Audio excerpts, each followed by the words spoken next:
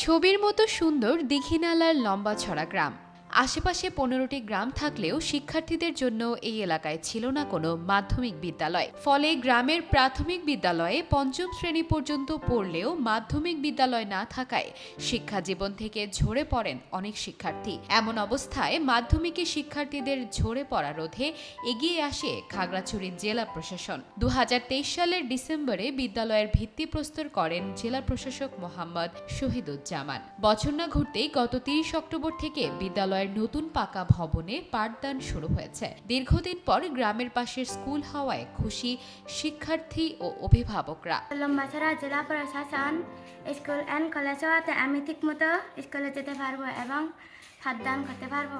লম্বাছড়া school হওয়া আমি খুব খুশি, আমি স্কুলে পড়তে পারবো। আগে স্কুল ছিল না, এখন এখানে জেলা প্রশাসন স্কুল অ্যান্ড কলেজ স্থাপিত হওয়ায় আমরা এখানে নিয়মিত স্কুলে আসতে পারছি। এই স্কুলটা হওয়ার পরে এখন আমাদের সুবিধা হয়েছে, আর প্রাইমারি থেকে জোরে পড়বে না, এখন ষষ্ঠ শ্রেণী এখানে ভর্তি হতে পারবে। যতটুকু লেখাপড়া শেখা দরকার, কারণ এটা যেহেতু আমরা ষষ্ঠ শ্রেণী থেকে উদ্বোধন করেছি, স্কুলটা কলেজ পর্যন্ত নিমো আশা করে যতটুকু আস্তে আস্তে এটা কলেজ পর্যন্ত লেখাপড়া করতে পারবে আমাদের ছেলেরা। এই স্কুলে প্রাইমারির পরে হাই স্কুল যখন শুরু করবে তখন ওদের একটু কষ্ট হয়ে যায়, স্কুল দূরে হওয়ার কারণে। আশেপাশে হাই স্কুল নাই, এই স্কুলটা হওয়াতে শিক্ষার্থীদের জন্য অনেক উপকার হচ্ছে বলে আমি মনে করি। স্কুল প্রতিষ্ঠার 1 একর জমি দান করেন খাগড়াছড়ি আধুনিক সদর হাসপাতালের চিকিৎসক নয়নময় ত্রিপুরা।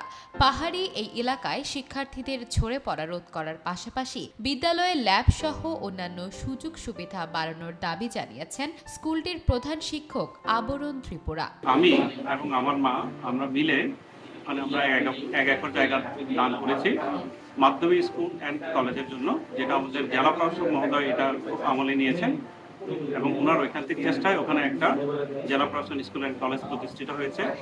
আমার আশা যে এই যে ঝরে পড়া যে শিক্ষার্থীগুলো মাধ্যমিক থেকে ঝরে যাচ্ছে, এই শিক্ষার্থীগুলো যেন এই জেলা প্রশাসন স্কুল অ্যান্ড কলেজ থেকে যেন ওরা উচ্চশিক্ষায় শিক্ষিত হয়। এলাকার আসলে মানুষগুলো খুবই দরিদ্র। প্রাইমারি স্কুলের পর প্রাইমারি পড়া হওয়ার পর অনেকগুলো শিক্ষার্থী ঝরে পড়তো, বিশেষ করে অর্থের কারণে। আর হচ্ছে মেয়ে শিক্ষার্থীগুলা ঝরে পড়ার কারণটা হচ্ছে বাল্যবিবাহের কারণে। তারপর আমরা সবকিছু চিন্তা ভাবনা করে এখানে একটা স্কুল গড়ে তুলছি, জেলা প্রশাসন স্কুল অ্যান্ড কলেজ। তো আশা করি এই স্কুলের মাধ্যমে যে শিক্ষার্থীগুলো ঝরে পড়তো সেগুলো আমরা চেষ্টা করবো তাদেরকে থেকে যে ঝরে পড়ার কিভাবে ঝরে পড়ার থেকে রোধ করা যায়। এদিকে দীঘিনালা উপজেলা নির্বাহী কর্মকর্তা মোহাম্মদ মামুনুর রশিদ জানিয়েছেন, দুর্গম এলাকার শিক্ষার্থীদের সুবিধার জন্য আবাসিক ছাত্রাবাস নির্মাণের পরিকল্পনা রয়েছে। আমাদের টার্গেট রয়েছে পরবর্তীতে কলেজে রূপান্তরিত করা।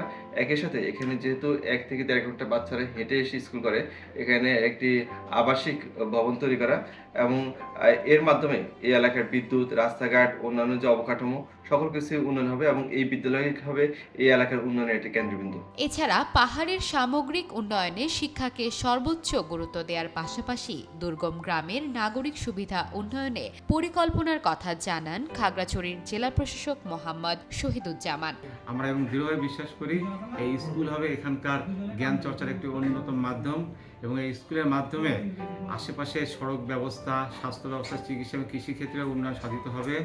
এছাড়াও স্কুলকে কেন্দ্র করে যাতে উদ্যোক্তা সৃষ্টি হয়, এখানকার এলাকাবাসী যাতে একটা স্বপ্ন দেখতে পারে এবং স্বপ্ন বাস্তবায়ন করতে পারে, সেই ব্যাপারে আমরা প্রয়োজনীয় উদ্যোগ নেব। জেলা প্রশাসনের অর্থায়নে 25 লক্ষ টাকা ব্যয়ে নির্মিত হয়েছে বিদ্যালয়টি। বিশ্লেষকরা বলছেন, এই বিদ্যালয়টি শুধু শিক্ষার আলো ছড়াবে না, এর মাধ্যমে এলাকার সামগ্রিক উন্নয়নও হবে।